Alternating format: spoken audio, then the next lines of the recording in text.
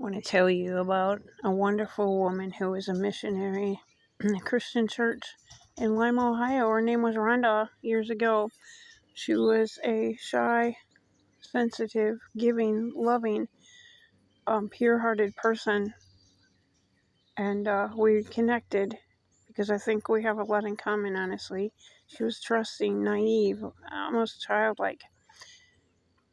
She was diagnosed with cancer. Now, she had been fighting it for years by the time I met her. By the time I met her around 12, 13 years ago, about 12 years ago, she had 3 types of cancers. So apparently at that stage, what she'd been through chemo several times, it wasn't working anymore. I had just started to really get into, alternative medicine, and I have been studying alternative medicine over 20 years now because of my own issues with my health. So I suggested that she do a radical change of diet. I suggested that I could give her some things that I'm pretty sure would help her in addition to changing her diet. She said she couldn't afford it, so I got the stuff for her. Some of it was my own herbs and stuff, and I made her homemade capsules of different things. And she did. She radically changed her diet. It was hard because she was one of those people that was really addicted to sugar. Now, sugar feeds cancer, guys. It does. And when you have cancer, you crave that sugar more. So that's what she was doing. And we all volunteered, my son Rick and I and Rhonda, at a local food pantry. And that's how we met. And they always had donations from the bakery, from Walmart and other places. And they gave this food away to people. My son Rick used to hand out the food and stuff with Rhonda and a few other people.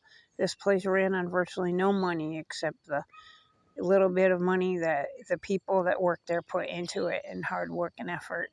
This was in the project, or not the project, the hood in Lima, Ohio, guys, also known as Little Detroit.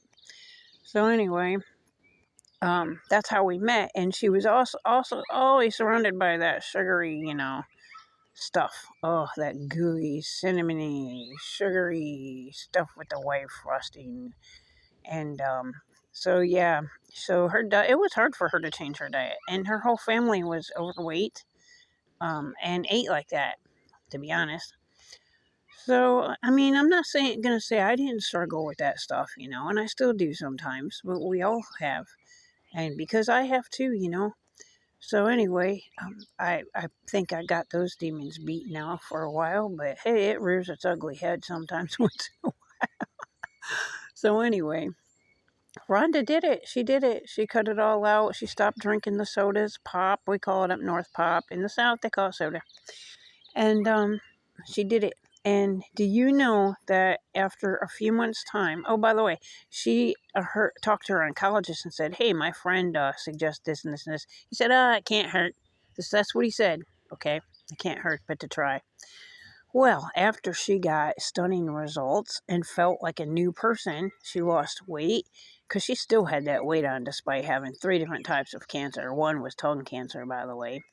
She, she She went back to her doctor and said, oh my gosh, I feel like a new person. She went into remission, guys. She went into remission. And it wasn't just, like I said, the change of diet. It was other things I gave her. But I think that was the biggest factor here that caused her success. So, get this, after she went into remission and she went off to her doctor's appointment, so happy, excited, thinking he would be happy for her too, right? Wrong. He was angry. He was angry. He demanded that she stop immediately and go back to her old diet. I'm not kidding, guys. So I begged and begged and begged. I was horrified. I said, don't do it, Rhonda. You know that this has helped you. I don't know what his reasoning was, but she was a person who, let's just say, susceptible, to bullying and things like that. I used to be that way until I finally started standing up for myself. she listened to him. And I hate to say this, but 3 months later, her cancer came back and she died, but not before they took out her colon and everything. They put her through more surgeries while she was very critical, knowing that she was about to die. And it was for profit. Why else would you do that to someone on their last leg? So not only did they take her life, but they made as much money as they could off of her, right up until, before her death. And humiliated her because she couldn't go to the bathroom like a normal person too, at the end there. I was completely devastated. I moved out of the area, like that last month I had moved. I sent her a big old box, though, after I'd moved to Kentucky, and with all kinds of herbs and, herbal teas, too, and just a bunch of stuff, to help her out.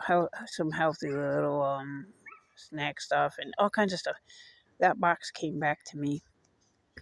I texted her mother, and her mother told me she is dead, and that's how I found out.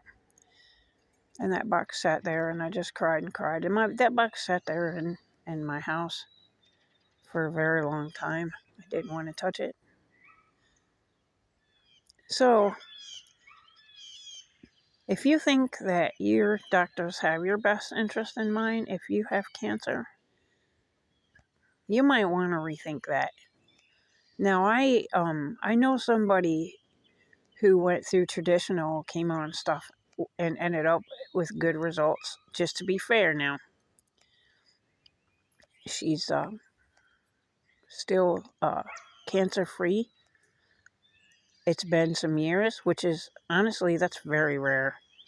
Let me just tell you that my last hospital stay, when I broke those bones, about 6 months ago, a nurse looked right at me. We were talking about alternative medicine. She, an RN now, she looked right at me and she told me chemo kills. She said I would never, ever have chemo if she herself had come down with cancer. She would, seek alternative medicine treatments. So yeah, there you go, So yeah, I wanted to tell you that story because there is an explosion in cancers right now. They're calling it turbo cancers. And I think I know one of the reasons for the increase, but I'm not going to say it here. But they're pretty much admitting it now. Even on YouTube, they're allowing a lot of that. But one last note. The Pink Ribbon organization, so I don't get a strike on my channel or whatever. You guys are familiar with that, right?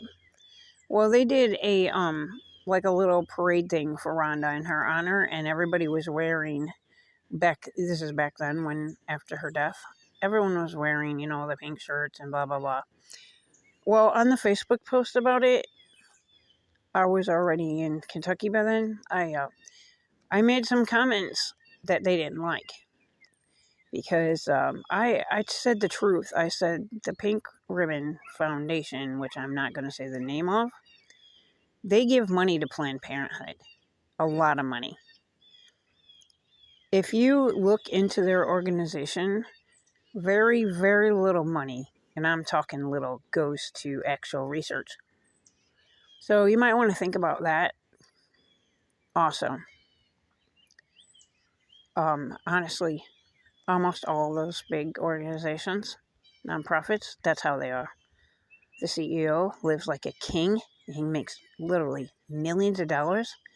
Very, very little money is used for the actual, reason that the whole foundation is supposed to be about. So anyway, I just wanted to share Rhonda's story. She's heavy on my heart today. I'm not sure why. It's something that will haunt me the rest of my life.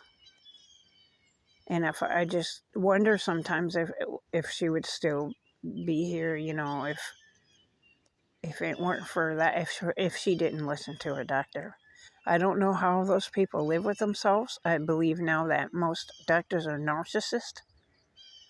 They're egomaniacs. They think there are gods that need to be worshipped because that's the way it used to be. Well, at one time, I really believe they had our best interest at heart. Now, I'm not saying they're all bad either. There are still some good ones out there, I had a pretty good one. He retired a few years back. I think that had something to do with the CV stuff. But anyway, I wanted to tell you this, give you some food for thought. And I'm going to name this video in memory of Rhonda, a beautiful soul that was taken too soon from us. This is Nellie's Farm signing off. Thank you for watching.